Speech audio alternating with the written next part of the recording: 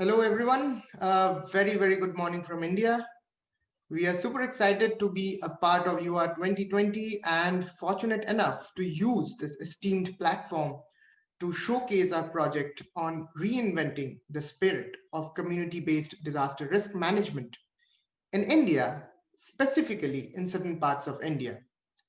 At the end of our session, we would be launching the outcome document, a handbook of sorts titled Mili-Juli, a rendition of how we understand community-based disaster risk management should be. It's an Assamese word which means that everything must be achieved collaboratively and together. So, welcome to this session of ours, and we hope that this would be equally exciting as any other session of UR 2020. This session is being hosted by the Confederation of Risk Reduction Professionals, CRRP India, the national platform of youth and young professionals working in disaster risk management and climate change adaptation and mitigation in India. CRRP is a part of the international movement of youth and young professionals, You Inspire Alliance. The session is also being hosted by Risk and Resilience Institute, a social entrepreneurial venture working at the nexus of research and practice in India. To start with, let me tell all of you that this work has been conceived within the framework of ICRO, that is International Center for the Study of the Preservation and Restoration of Cultural Properties, flagship program on first aid and resilience for cultural heritage in times of crisis, and its capacity building project on Culture Cannot Wait, Heritage for Peace and Resilience, supported by the Swedish Postcode Foundation. The objective of the project was to incorporate the dimension of cultural heritage in the contemporary approaches of community-based disaster risk management, which we refer commonly as CBDRM, and establish that community-based disaster risk management is not merely limited to disaster response. At the very beginning of this project, we were faced with many mind-boggling questions. We were talking about reinventing the spirit of community-based disaster risk management, a theme, an area which has always been discussed about and talked about, a dimension in which one would find a whole bunch of documents, guidebooks, manuals, etc. So the question to us was, what are we going to do differently? Eventually, we could manage to find an answer, rather, couple of answers. We could notice that CBDRM, community-based disaster risk management, speaks more about response to extreme events and also about enhancing preparedness to response to extreme events, but not more about managing disaster risks. And we all know how the Sendai framework fosters and promotes a shift in paradigm from managing disasters to managing disaster risks. We also could see that CBDRM has primarily been seen as a rural affair, which seemed very inadequate, and we thought that we should address this in some way through our project. And then we were faced with the bigger question: how do we integrate the concept of cultural heritage into all this, especially when we have such a parochial understanding of cultural heritage as merely structures and precincts, and that too often with a religious overtone? We deliberated on this a bit more. Why do we want to foster and promote the idea of community-based disaster risk management? Well, it was because we wanted the communities to become more resilient, more prepared. But how do we do it? I mean, contemporarily, how do we do it? Oftentimes, we do it by imposing upon them, the communities, our knowledge, our understandings, our preferences, our perceptions. Shouldn't we try to empower our communities to understand their risk? Shouldn't we empower the communities so that they are able to manage their own risks? But we haven't been able to do so, have we? Maybe, maybe not. We have not been able to inspire and motivate people and communities to involve and indulge themselves in managing their risks. Maybe because we have been giving everyone an idea that managing disasters, managing disaster risks is too technical, too scientific, and we deliberately wanted to disrupt that status quo. We wanted the outcome of our project, the handbook, to be able to inspire and motivate people to get involved in managing disaster risk. And how do we do it? Perhaps an excellent way would be to show that the incredible ability to manage disaster risk lies very well within our psyche. For long, communities which are living in extreme conditions, prone to hazards, have developed unique and curious ways of life, which over the years got engraved within the collective consciousness of the community and transformed into a culture. Isn't this the cultural heritage we should be talking about? The one which is an accumulation of tremendous knowledge, which has evolved over time and is truly, focusedly, spatial in nature?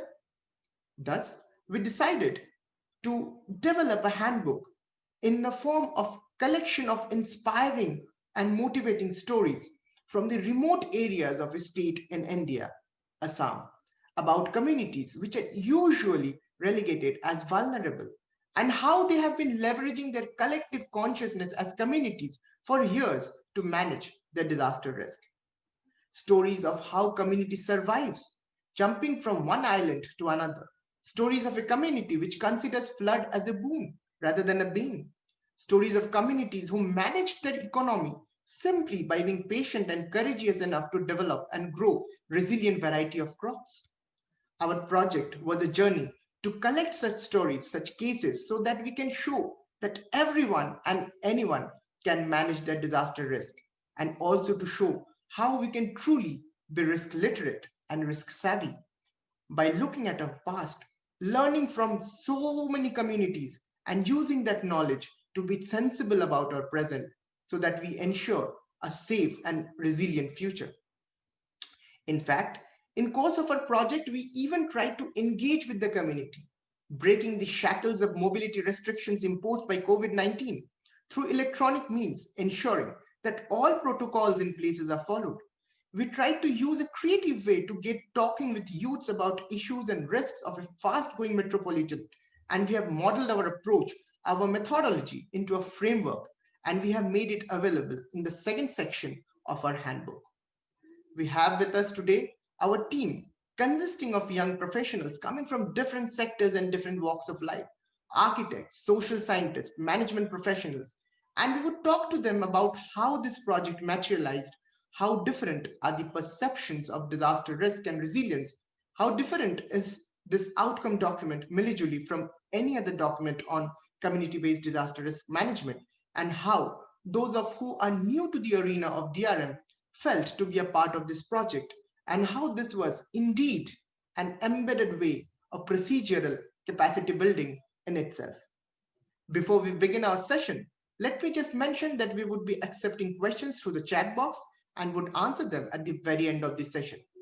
So without any ado, let's invite our first speaker, Saran, who is a social scientist, and we would like to know from her how the interpretations, the understanding, the perception of disaster risk and resilience varied from the different communities, from different areas, and enlighten us about the project. Saran, over to you.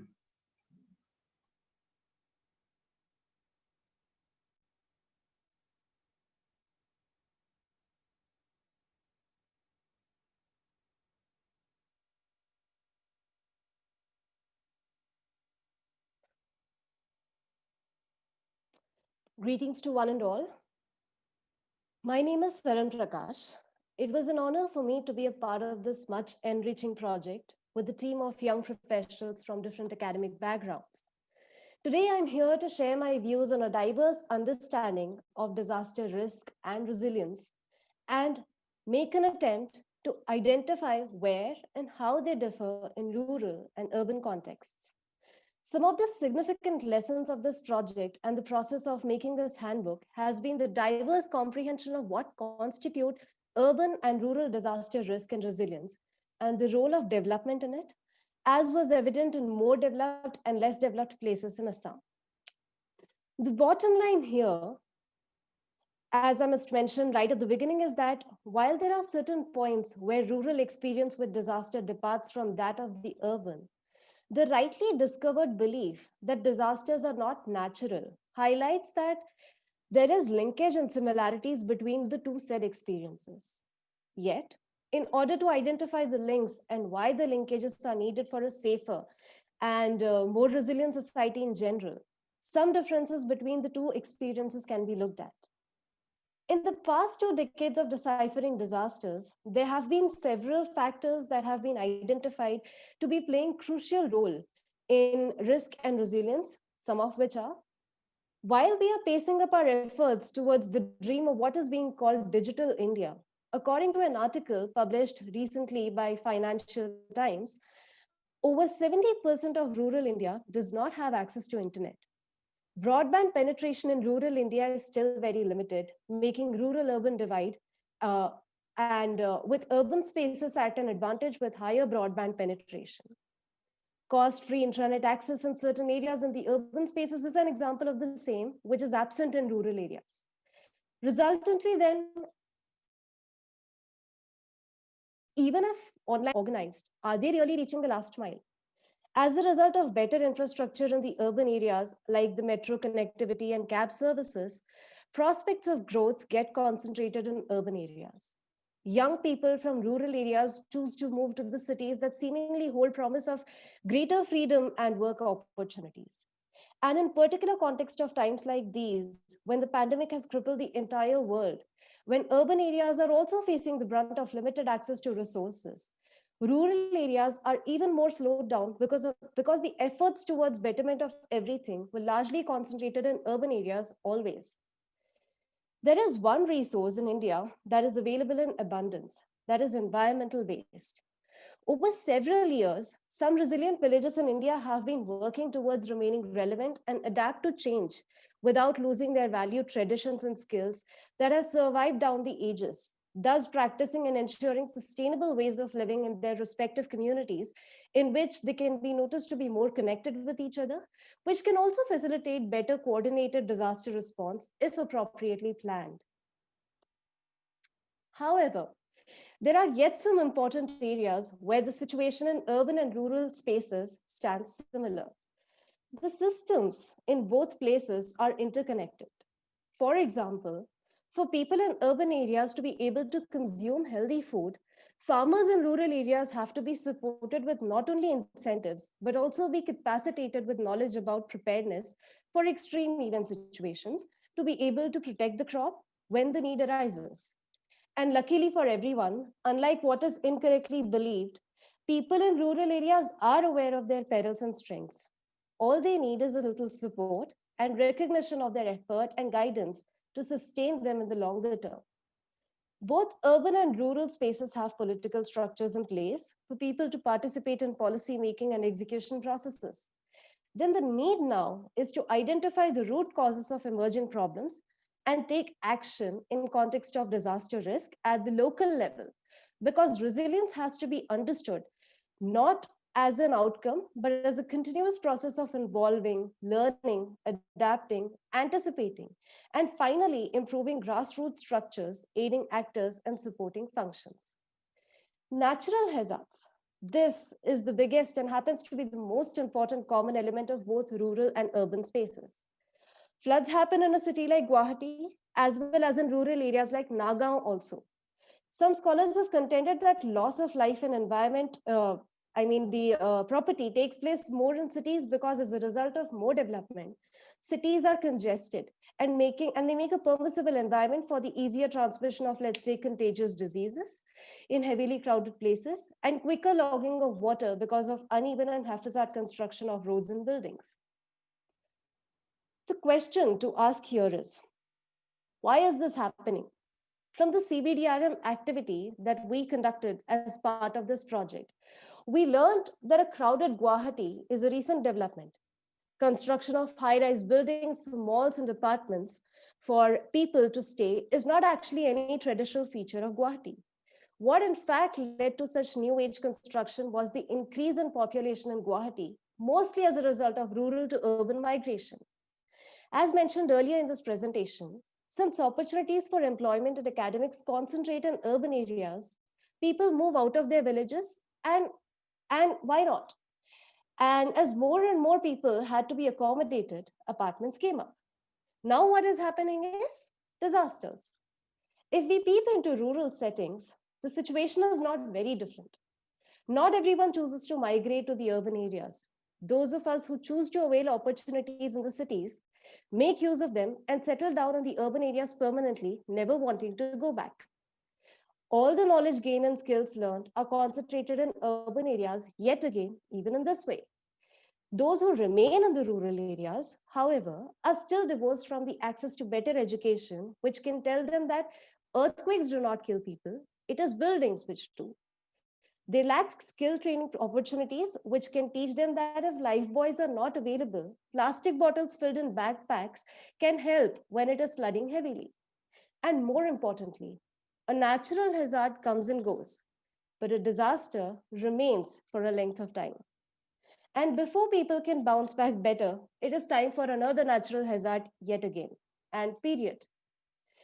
The irony in rural areas is many people have a strong knowledge base of how to deal with different sorts of risks and are also aware of their vulnerabilities.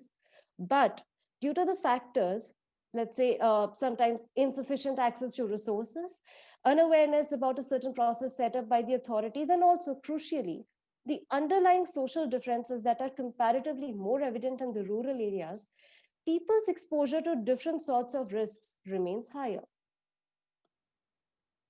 One of the overarching concerns, as must already be evident by now, is that development is a rather imbalanced and unevenly distributed process. As I'm giving this presentation right now, opportune to have learned from my academic institute and my project team, several contemporaries of mine who must have more realistic experiences and ideas to share on how they manage the risks that fence them are not even aware that disaster management in general is an emerging subject which is gaining popular attention of scholars and practitioners. Probably because the developed sections concentrated in cities and megacities have not yet succeeded in establishing the link with rural sections.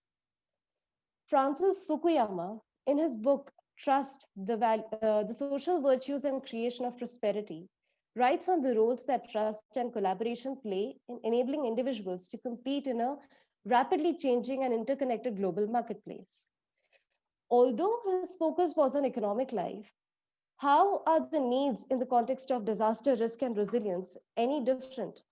Are moral bonds of trust, empowerment of individual creativity, and collective action not core to building resilience in the society? Finally, disasters threaten development just as development creates disaster risk. In that case, whether a society is developed or less developed, I understand matters less. What matters more is responsible and more accessible outcomes of development for the community at risk to be prepared and imbibe resilience. What I mean to say is, I may have the latest mobile in my hand, but if I do not know how to use GPS when I'm stuck in floodwaters, what is the use of that development then?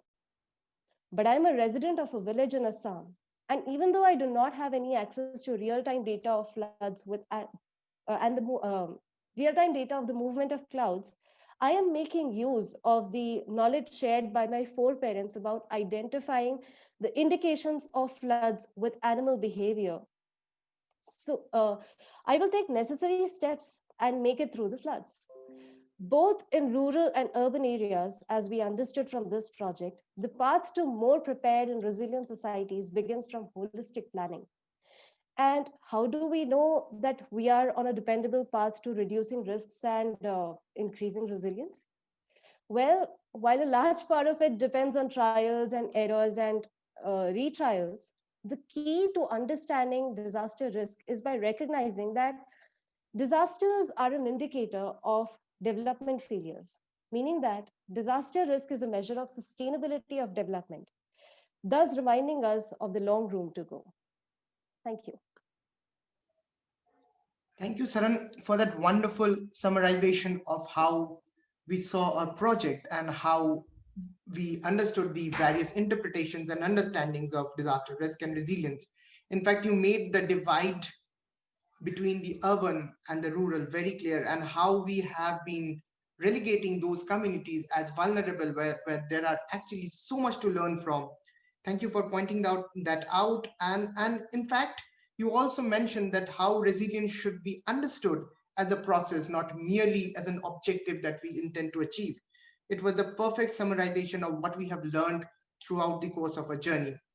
Thank you, Saran, for your presentation. Thank And may I invite Bhola now to tell us about how our outcome document, Mili-Juli, is different from any other document in this particular theme or dimension of community-based disaster risk management. So, Bhola, the floor is yours. Hello, everyone. I am Bhola Shah. I am an architect at heart and a DRR professional by passion. So let me take you to the journey of Mili-Juli.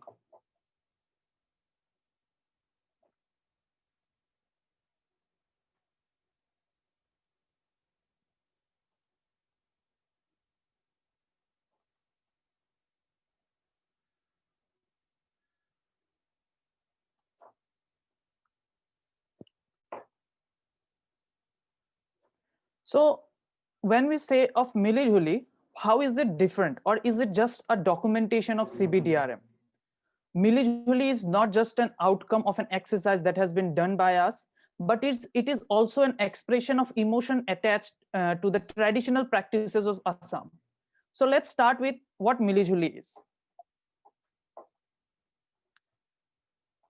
So Mili-Juli is a handbook consisting of information about community-based disaster risk management, CBDRM, practiced in Assam. It's about exploring a journey of undocumented cases in the form of stories of adaptation, preparedness, and resilience. From this exploration, we really want to learn on how the rural communities are more risk literate and risk savvy than the population with access to plethora of tools. From there, we are trying to understand how crowds perceive development, how they blame risk uninformed planning and development as a factor causing issues like urban flood. When I say this is a handbook, why do I say it? As per the Cambridge Dictionary, you will know that handbook is a book that contains an instruction or advice on how to do something or the most important and useful information about a subject. If I would like to break it down to you, the book that is Mili-Juli has an advice of stories through the stories of resilience that has something to do for the community with the information in the form of a narrative on the subject of CBDRM. In our book, we have various chapters starting with the introduction, where you will be able to know about how these things got initiated. Then you will learn about the success stories in a community through the stories of resilience.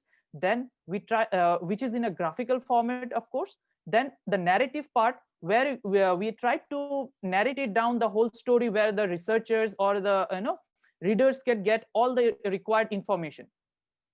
From there, we move to the annexure part. Annexure also holds an huge importance for us, because these are cases where immediate help is required and they don't have a very good story to be shared. But we also try to talk to the urban population through the to the youth through our session, Talk Your Way, a community engagement tool. So now, how is this Mili-Juli different from a normal handbook? A handbook is, you can refer to it as a manual, and it provides guidance and information in a written format. It's very user defined, like students handbook to be used in institutions, office handbook to be used by the employees at the office. But Mili-Juli, it is a written manual, plus has a story with it. It has a written narrative, but it has a graphic novel. It can be used by people of any age. It can be used by people of any category. And from there, there are a lot of things to learn and possibly execute it in our present day scenario. So what we intended to do, we tried to reinvent the spirit of community-based disaster risk management in India. We tried to give a very different angle of CBDRM in India through our project. Also, we wanted to do is bring in the youth. I think we have the potential to really do sustainable amount of good work in terms of sustainable development goals. So here we tried to bring in the youth, which consisted of 5 DRR professionals, 3 professionals from allied fields. We had 11 interns in 3 different teams: the research team, the sketch team, and the editing team. And to let you know, we were all below the age of 30. So is Mili-Juli just a documentation? Absolutely not. So when we tried to think about that, first we came out with, do we need to make a manual, a regular manual, or do we want to make a regular manual or a book where we can take up inspiration? So finally we came out the output, let's try to put up something where the professionals can use the information for their work or research, readers can use this as a knowledge accumulation journey, and non-readers can be pulled in through the graphical part. We wanted to, from readers to non-readers, we want to accumulate everyone in reading this and learning from this, and might be at a certain duration of their lifespan they can use it where it will help the community or their family as well. It's a documented thing, yes, but it has a very different approach has been adopted. Not only it's an information sharing and citing, but an implementation part has been thought of as well. So if we see the journey of how we came up with this, we first understood the project, we collected various stories, and after collecting various stories, we can't have all the good stories. There were some, we tried to put up all the success stories in the stories of resilience part. We tried to put out stories which need immediate help in annexure, and then we tried to understand the urban issues in Tokyo way. So these were the three categories of stories that after collecting the stories we divided into. From there, we expressed our success stories in the form of a narrative. And after forming of a narrative, we wanted the non-readers to be pulled towards this book.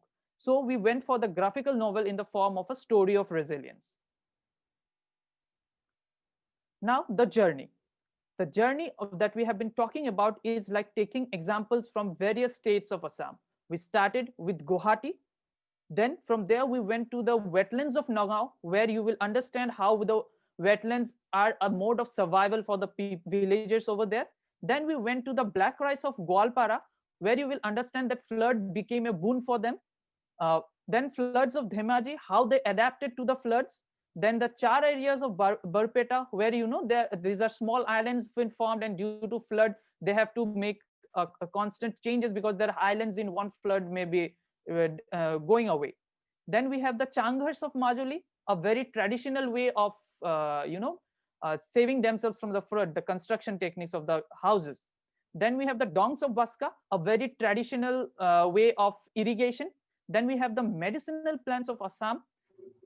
From there, we move to the settlements of Tinshukia, and then the ecotourism of Chandubi, how a community which was away from the modernization has tried to accept a very,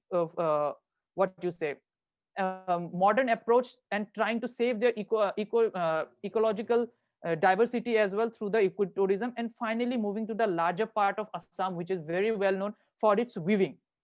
In this journey, we tried to put out three main characters, Kenneth, Lakhimi, and Jibon. Whereas Kenneth is a person, he's an academician who has come to Assam to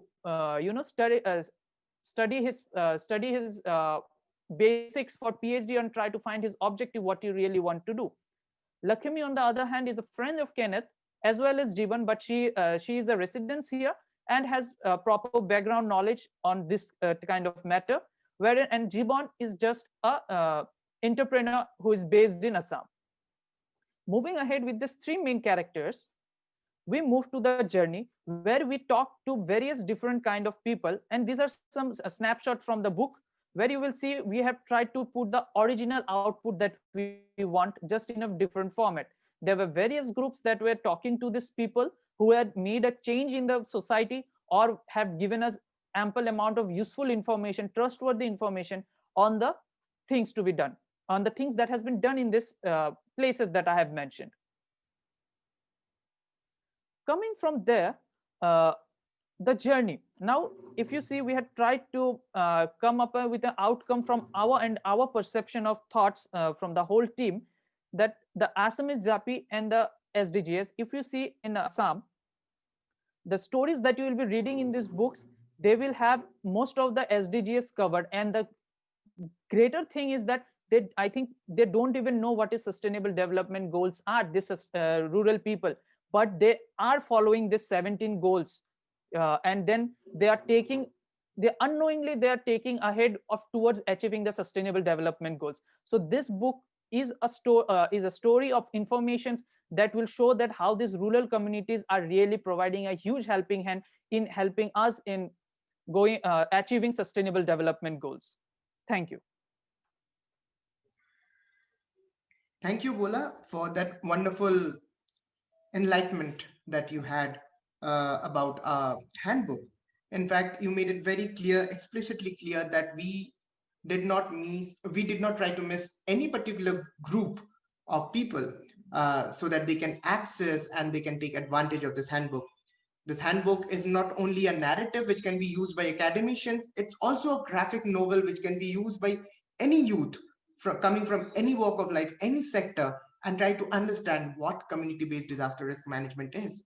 You also mentioned how our annexure is also important as it gives an open access to all keen individuals who want to go ahead and pursue an enriching experience of community engagement. And it was a perfect sight to see you citing examples of all these stories that we have been working on and showing them that this is how this entire work has been different, how we have perceived community-based disaster risk management as not only about enhanced preparedness to extreme events, not only about how do you prepare for an earthquake or how do you prepare for a flood, but we have tried to show case stories which actually involve all the developmental aspects of SDGs. And that is actually the way forward towards a risk-informed sustainable development. And it's amazing to see that those rural communities, which are usually relegated as vulnerable and not aware, maybe even illiterate, they are the ones who are pursuing these kind of goals. And they don't even know about it, but they are doing a perfect job. So this is how this particular document, this particular handbook is an awesome outcome that we have at hand. May I next invite Amrita to share with us her experiences of being a professional coming from a completely different sector. Of course, being an architect has a lot of bearing on disaster risk management, but being exposed to this field for the first time, how did she feel about it, and what are the lessons that she will take with her throughout her life from this project? To Amrita, over to you. Thank you. Greetings to everyone. I am Amrita, an architect and urban designer by profession. Today, in this quick presentation, I'm going to share my experience of a paradigm shift, a change in the perspective through the project whose outcome is Mili-Juli, this handbook that we are launching today.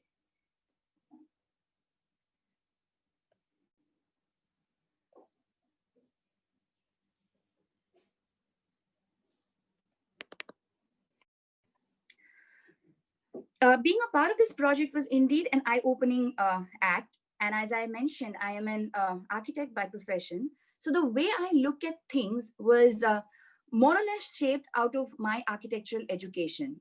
In this, we learn at the very beginning of any project to understand the context of it, by which we do through different sort of studies.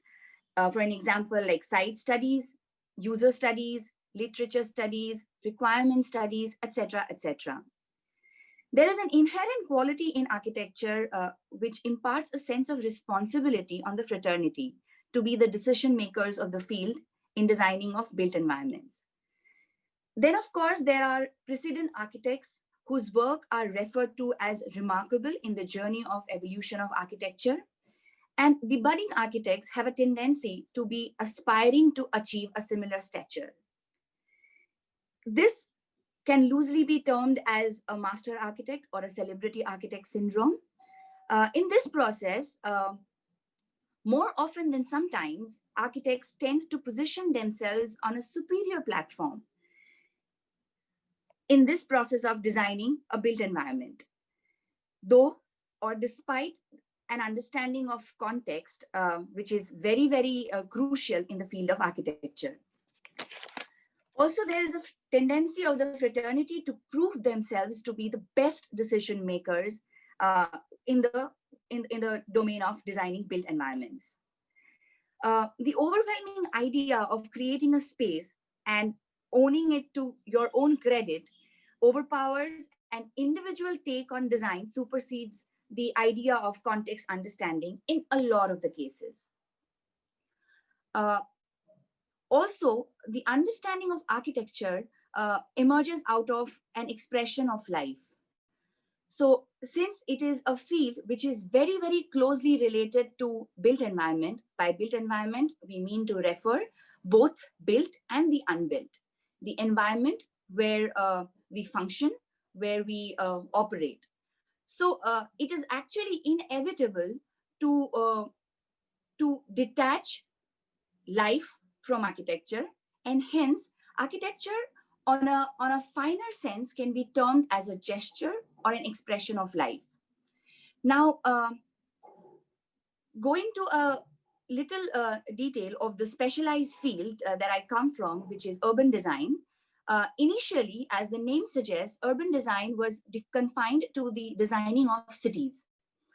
But now, when we term urban design, it is not only confined to cities, but it is actually the art of placemaking, which essentially includes people.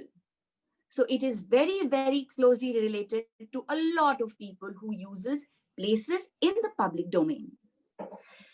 So the introduction to this idea of a participatory method, where we do not only take into consideration our own individualistic ideas on a superlative sense, was an encounter that I had when I started to dwell into the field of urban design. Though architecture, pure architecture, also talks about all these things, but because of the limited stakeholdership that an architectural project has, there is a possibility in architectural design to be a little authoritative, which is not the case in urban design. Since we are designing for people and designing for public, the idea of community engagement becomes extremely, extremely essential. Taking the people's point of view becomes a part that you cannot deny. Also, urban design, since it deals with a lot of stakeholders and a lot of other factors, come into play when we talk about a public place like economics, sociology, the anthropology, the politics. The multidisciplinary approach also becomes very, very crucial in determining or intervening a project which is of urban design nature. Now, coming from this kind of a premise, my understanding of disaster and cultural heritage was as flat as you can see in this slide. It was disaster for me was a very broad and a flat domain. It was an unwanted event, and more or less, it was connoting a very negative sense. And how to deal with disasters was to wait for it to happen and then to act. And through this project, I came to know about this terminology called reactive measures to handle the effects, which in normal sense or in general ideas, we mean that we wait for the disaster to happen. We have some sort of awareness to deal with the disaster when it happens, not to prevent it or not to be prepared about it. Also, cultural heritage, we had a little bit of idea from the architectural background as well. But in architecture, whenever we talked about heritage, or for that matter, in urban design also, when we talked about heritage, it was a sacred entity. There was an idea of a sacredness that was attached to cultural heritage. Of course, ways of life were a part of it. And also there was a domain or a pot of traditional knowledge that is associated with the idea of cultural heritage. But all of this was very much confined to a very pristine position in our understanding. Now, what this project has done is basically this shift. Through this project, for a quick example, being a resident of Assam, belonging to Assam, I mostly have known a lot of the stories that we had documented. But all of the stories had a very new angle to it. Now, flood has been a perennial problem in Assam. We call it a problem.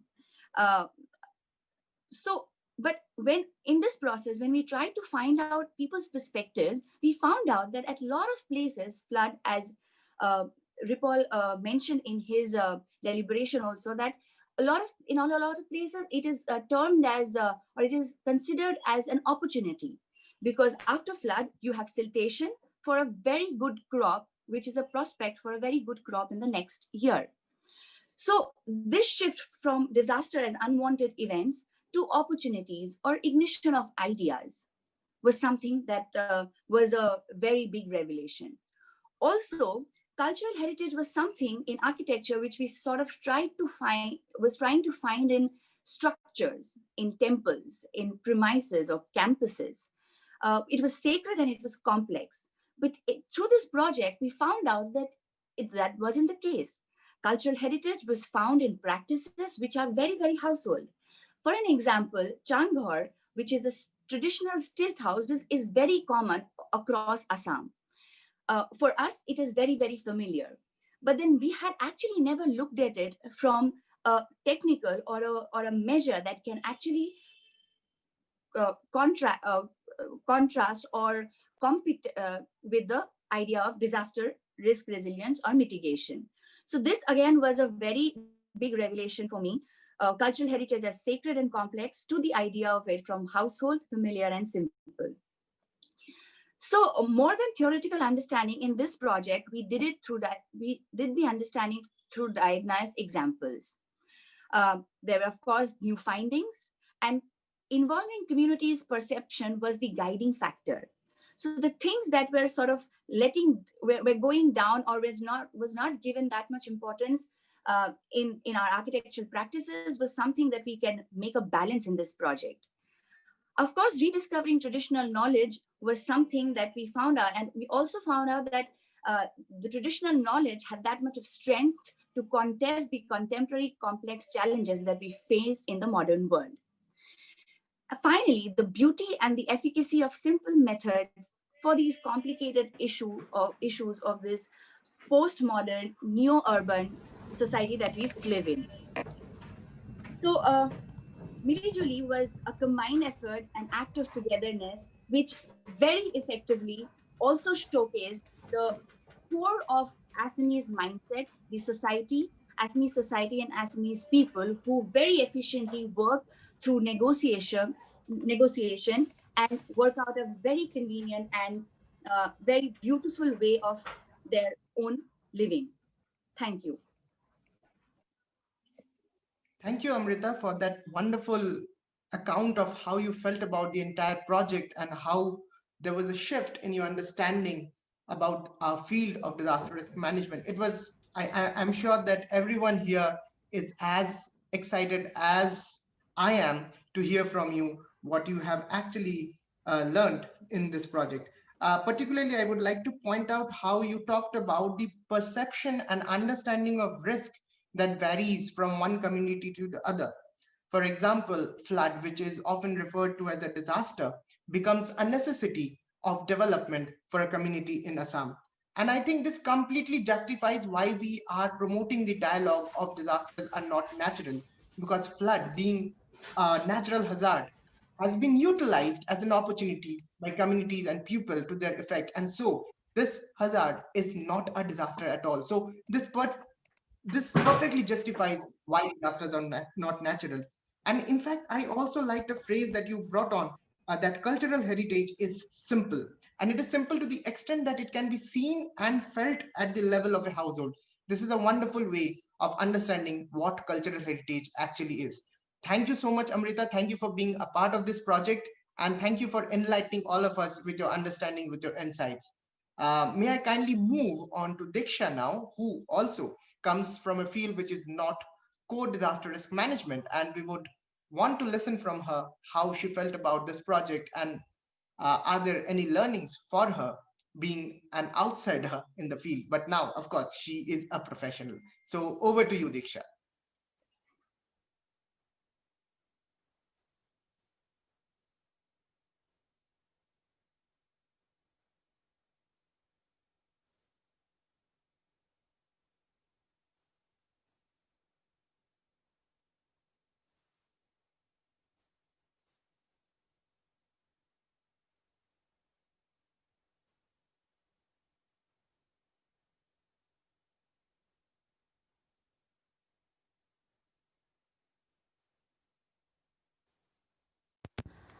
Um, as I have mentioned, I have an academic background of commerce and with specialization in management. Basically, I take subjects in HR and marketing. But over the time, I always have in a mind that management is always about art of getting things done through others. And since ages, we are using the various management principles in order to get things done. So, while about disaster management, I always have in a mind that it is more of a reactive function. That is, after the event has occurred, we go for providing any kind of or any sort of help. Even while I used to do some community work, while any kind of flood or during any kind of hazards that has happened, the help that has been provided is always after the event has occurred. It was never came into my mind that is it can be provided before entering into this whole project. So I was saying about that how disaster was basically conceived by me as something which is being sent after the event has occurred. But as I have throughout this project, I have understood that it is knowing about understanding the vulnerabilities in a place, in communities, and their risk. It is not only about the natural or the man-made hazard disaster, but it is what hazard that is more crucial.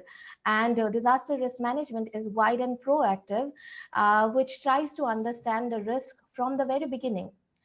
And even when the subjects like in the OB, the organizational behavior, or while drafting a policy of HR and marketing, we always consider the component of culture, and we go for the taking culture as a very important point while drafting any policy.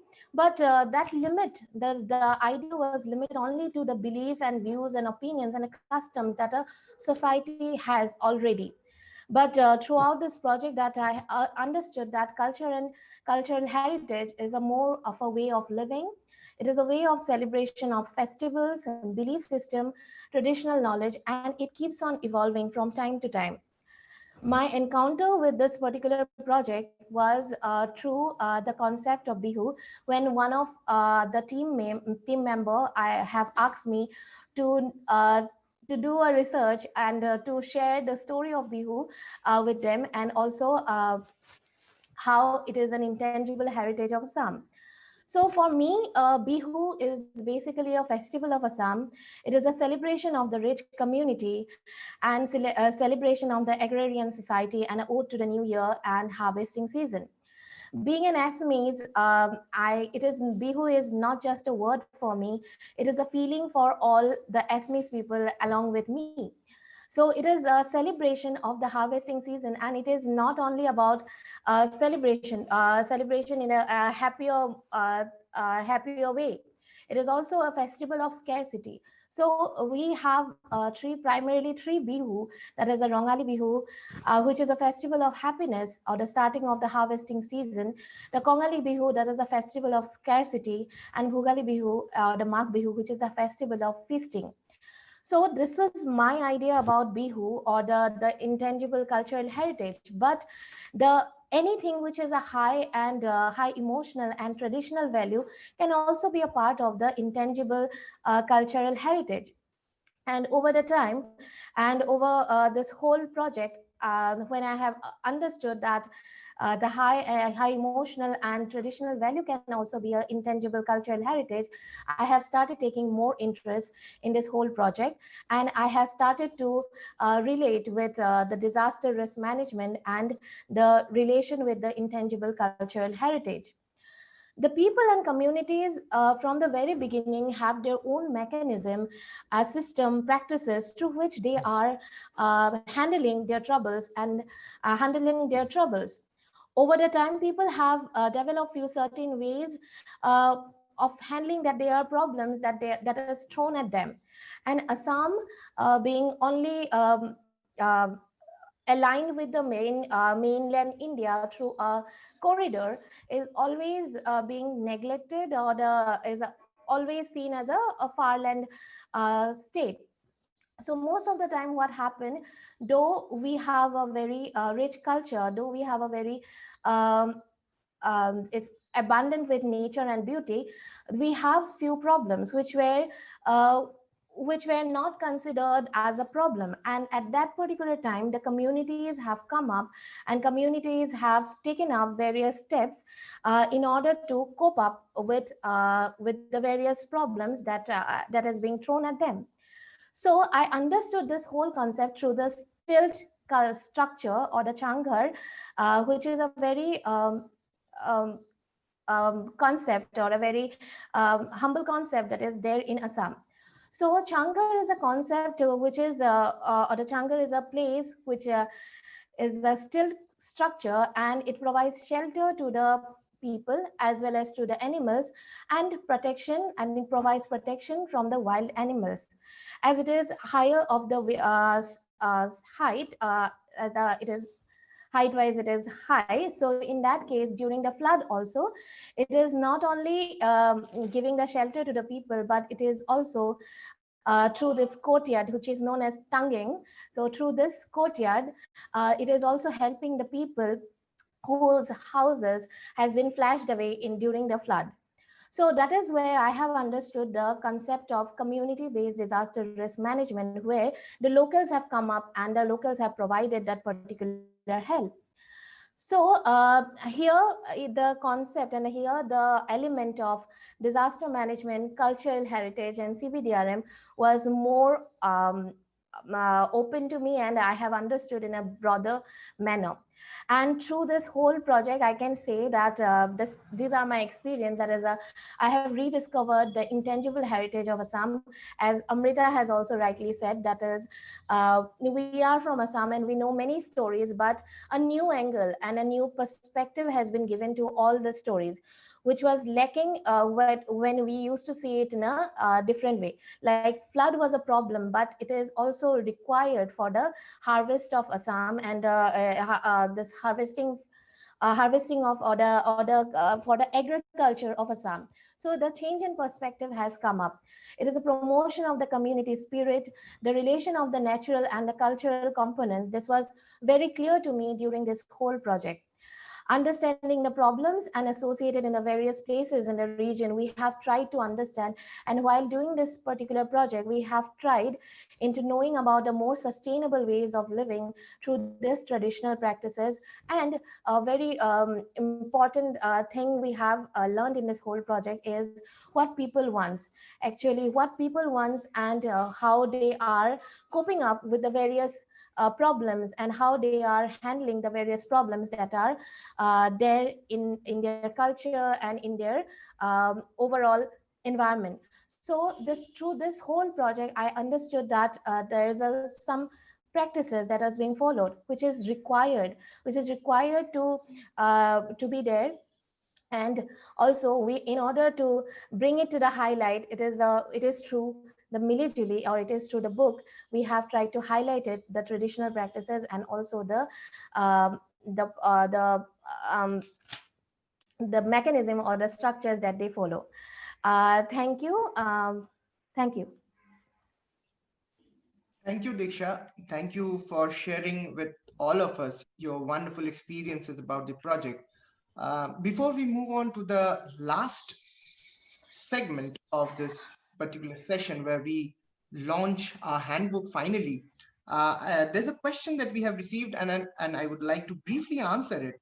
Um, it's about how do we see the future of documentation of such rich knowledge helping us, and how do we see a way in which these can become a part of the tangible and the measurable factors. Well, cultural heritage has always been seen as a combination of tangible and intangible, and I think there is very less that we can do about it. But what we can do is disrupt the status quo in terms of how we perceive and understand the enormity of cultural heritage. Cultural heritage should not be seen as a mere differentiation of tangible and intangible, but it should be seen as an accumulation of the collective cultural consciousness of a community. See, there are so many communities in very remote locations in every part of the world where they have these unique and curious ways that they have developed over the years to kind of adapt to extreme events. And that's why it's very necessary for these communities to be empowered, to make them able to document their own stories for us to learn from them. So until and unless we have this capacity to empower them, to help them, I think documentation, the idea of documentation would be a complete failure. So it's about empowering those communities, because we at the end need to learn from them. And the next question is about what kind of challenges we faced. Of course, you can imagine the uh, magnificent challenges that we have faced due to the COVID-19 imposed restrictions. But most of our approaches, how we have gone about it, can be found in our handbook.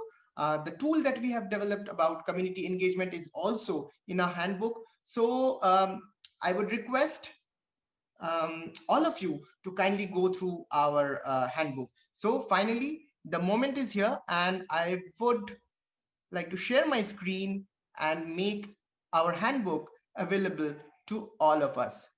So this is the website of CRRP India, the Confederation of Risk Reduction Professionals in India. And when we click on our activities, this is where you can find our handbook. And I will just take you through the handbook so that you get an idea of what we are offering and how Mili-Juli, the handbook, is different from any other handbook which is on community-based disaster risk management. So I will just quickly glance through the entire document so that you have an idea of what I'm talking about.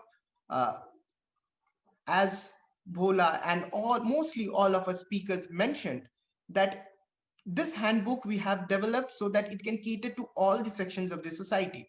So there's a narrative part to it which can be used by academicians for their research purpose.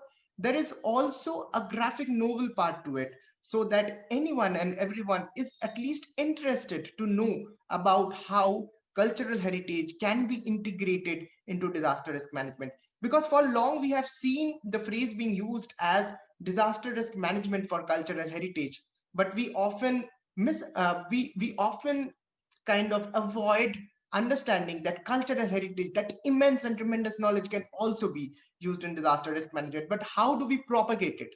So we propagated it through the dialogues, through the conversation of three characters, as it was explained by Bhola during his presentation. So there is a graphic novel part to it, and it comes at the very beginning so that it keeps your attention.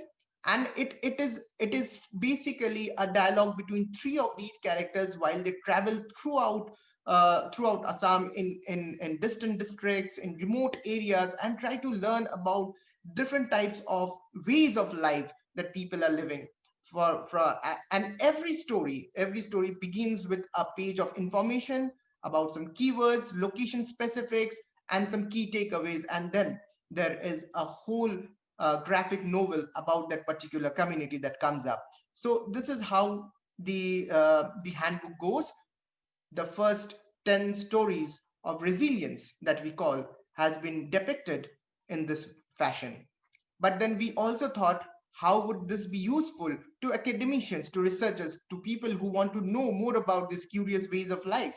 So that is where the narrative section comes in. And it's interesting to see that we have tried to develop the narrative section in a way where a disaster risk and aspiring disaster risk management professional is trying to see all these unique ways of life, all these community practices, and trying to understand that we who are scientists, we who are core academicians, we always talk about imposing our ideas, but there are so many things to learn from these communities. There are cultural practices, there are traditional knowledge just lying there, and we just need to utilize it. So the narrative part, which starts from here, is about that, where we describe these stories from the perspective of a disaster risk management professional, but also have a very rational outlook by combining those with the idea of others, that is the other characters. So this is the next phase. And then we finally move on to the last section of our handbook, which is about the tool that we have developed to ensure community engagement, even in times like COVID, where we have restriction mobility. Because you could imagine that COVID-19 is not a one-off affair. It's not that this is the only time that we are encountering a problem like COVID-19. We can have similar kind of problems which will restrict our motion, our mobility to greater extent. So how do we ensure community engagement in these particular situations? So that is why we developed a tool where we use different ways of building networks, different ways of using, if available, electronic ways of communicating with each other, like WhatsApp, like calls. So there are a variety of ways and how we can get the communities involved. So there are a lot of things that you will come across in this particular handbook. And finally, there is a section of the handbook which is about annexures.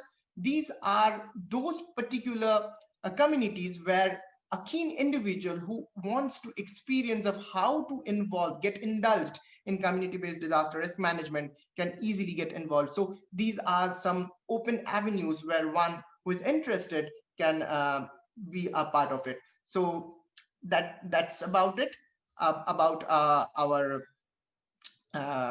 handbook, which is now freely available to everyone. And I would definitely like to request all of you to go through it, to circulate it in your networks. And the best thing about it is that we are open to comments, we are open to suggestions till 31st of December, because we do understand that the team that we have put together for making this handbook is actually a group of youth and young professionals. And because we have been encountering a lot of hindrances due to COVID-19 and many other issues, we have tried our best to put all the information as correctly as possible, but we are still open to suggestions, we are still open to comments, feedbacks, and any collaborations that we may have. So I request all of you to kindly go through the handbook and reach out to us if you have any comments, if you have any suggestions. Due to the paucity of time, we will not be taking any more questions. However, you can, of course, reach out to us through our website that I have already shown you. And we can, of course, talk about the issue and talk about future collaborations also. So finally, at the end of the session, I would like to thank all of you, all our viewers, all our participants from all over the world for joining our session and being with us on this day of launch of Mili-Juli. This has been an exciting journey for us, and it's actually great to have to be able to make this document finally available to everyone. It was an excellent experience for all of us to be a part of this project, supported by ICROM, as I already mentioned, and also Swedish Postcode Foundation. And we dearly hope that this handbook would be able to serve its purpose. As I said, we are open to suggestions, feedbacks, and comments on our handbook through our website. Once again, thank you for joining us. Thank you for being with us on this very important day for us. Have a great day ahead. Stay safe, and goodbye. Thank you, all of the speakers. Thank you, all our participants. Thank you, everyone.